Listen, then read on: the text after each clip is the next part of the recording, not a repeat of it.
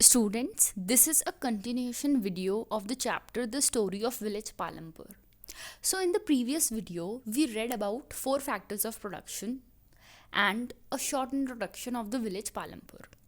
So, today in this video, we will read that how we can produce more from the limited land. So, the first factor of production is land, जो कि आपको पता ही है. और जो land होता है वो बहुत ही ज़्यादा इम्पॉर्टेंट है, क्योंकि अगर लैंड नहीं होगा तो आप कहाँ कोई भी चीज़ प्रोड्यूस करोगे.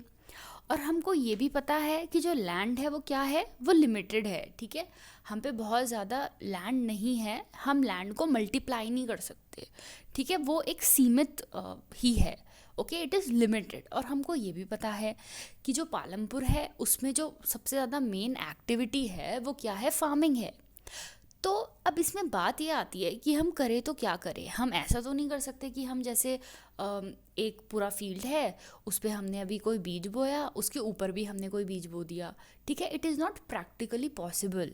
ठीक है, जैसे घर में होता है, जैसे चलो हम एक घर में रह रहे हैं, उसके ऊपर हम एक और घर बना देते हैं. बट ये क्रॉप्स के केस में ये पॉसिबल नहीं है. तो अब हम करें तो क्या करें. तो क्या कोई ऐसा तरीका है कि हम एक ही मतलब एक ही लैंड में हम और भी ज़्यादा ग्रो कर सकते हैं.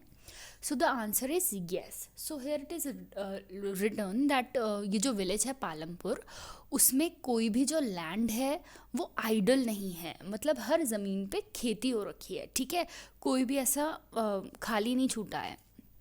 तो और इसमें अब हम ये पढ़ेंगे कि अब हम क्या करें कि जो हम हमारा जो प्रोडक्शन है वो हम इंक्रीज़ करें.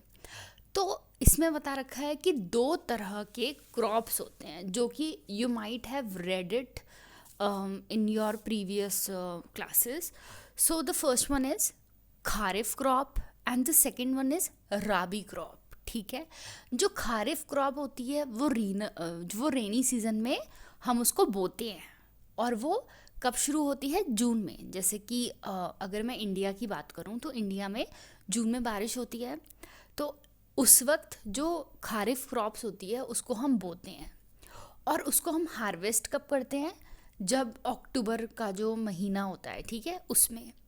तो अभी जो खारिफ पीरियड है इसमें ये बता रखा है कि जैसे कि ज्वार बाजरा होता है. ठीक है, ये कुछ एग्जाम्पल हैं इसके. राइस है, मेज़ है, कॉटन है. तो इसमें ये बता रखा है कि यहाँ के लोग क्या करते हैं, ये जो ज्वार बाजरा है वो ये एनिमल्स के खाने के लिए रख देते हैं. और जो अक्टूबर से लेकर दिसंबर का टाइम आता है उसमें ये लोग पटेटोज़ को कल्टीवेट कर लेते हैं. अब जब विंटर्स आती है तो उसमें ये क्या करते हैं, उसमें ये वीट, ठीक है, वीट को ग्रो करते हैं. ठीक है, और जो विंटर्स में ये जो ग्रो करने हैं उसको हम राबी क्रॉप्स बोलते हैं. ठीक है, और ये कब हार्वेस्ट होता है, ये अप्रैल और मई में हार्वेस्ट होता है.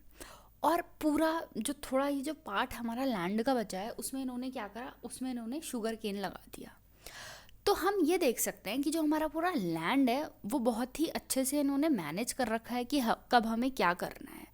ठीक है, और मतलब ये लिमिटेड लैंड को कितने अच्छे से जुडिशियसली ये यूज़ कर रहे हैं.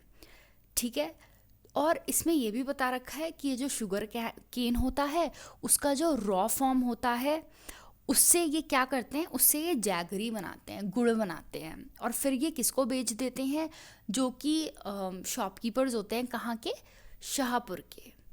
ठीक है, तो ये कुछ ऐसे तरीके हैं कि हम अपनी क्रॉप्स को ज़्यादा ग्रो कर सकते हैं लिमिटेड लैंड से. अब एक और तरीका क्या होता है, एक तरीका है मल्टीपल क्रॉपिंग का.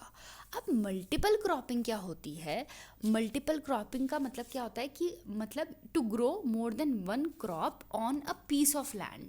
मतलब एक ही जो पीस ऑफ लैंड है उसमें आपने क्या करा, फॉर एग्जांपल एक पीस ऑफ लैंड है उसमें आपने पहले राबी क्रॉप्स को उगा दिया, फिर कुछ टाइम बाद उसी में खारिफ को उगा दिया. तो इसको हम क्या बोलते हैं, मल्टीपल क्रॉपिंग बोलते हैं. ठीक है, अब जो दूसरा कॉन्सेप्ट है वो है मिक्स क्रॉपिंग का. अब मिक्स क्रॉपिंग क्या होता है, एक मिनट, हाँ मैं ब्रश ले लेती हूँ. यहाँ पे देखो, फॉर एग्जाम्पल ये जो है ये हमारा लैंड है. तो मिक्स्ड में इन्होंने क्या करा है, यहाँ पे यहाँ पे फॉर एग्जांपल इन्होंने बाजरा ग्रो कर दिया, ठीक है, यहाँ पे इतना इन्होंने वीट ग्रो कर दिया, यहाँ पे इतना इन्होंने पटेटोज़ को ग्रो कर दिया। तो मतलब ये बस कहने का मतलब ये है कि कोई भी जो लैंड है वो खाली नहीं छूटा है, ठीक है। इन्होंने क्या बोला, ये मिक्स्ड क्रॉपिंग होती है, जो मैंने अभी आपको एग्जाम्पल दिया।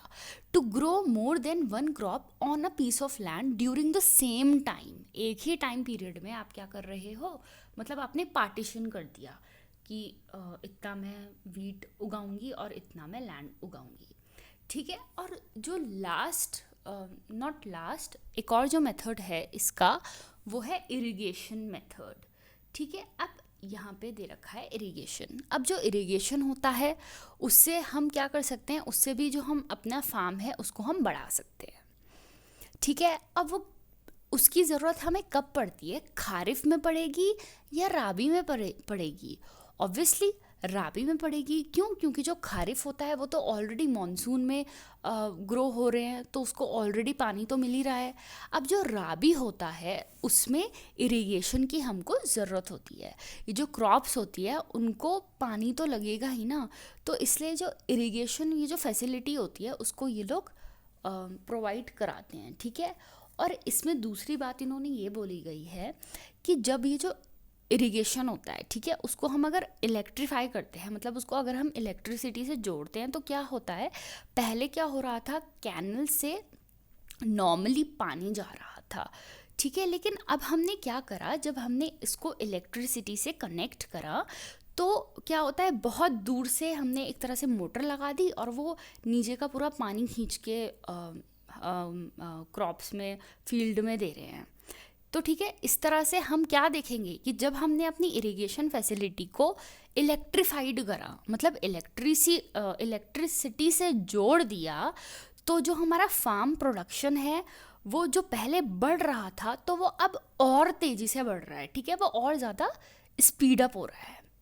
Okay, so please go through this again, concept again, and I will continue this chapter in my next video. Thank you.